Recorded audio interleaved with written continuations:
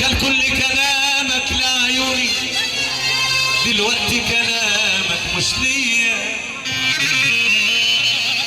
دلوقتي كلامك باليهم بيأثر فيهم مش فيا.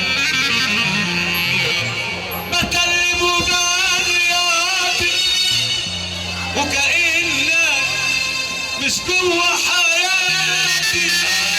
عبد عم اشرف عم رسم خير، خلاص عبد عم نور الشارع عم رسم خير يقول الناس اللي معاه الحمد لله على السلامه. هنا محترم بتعلم وبغني يا رب وكأنك مش جوا حياتي. بنضحك علشان نتصدق، لكن ولا واحد بيصدق، وبنفرح خالص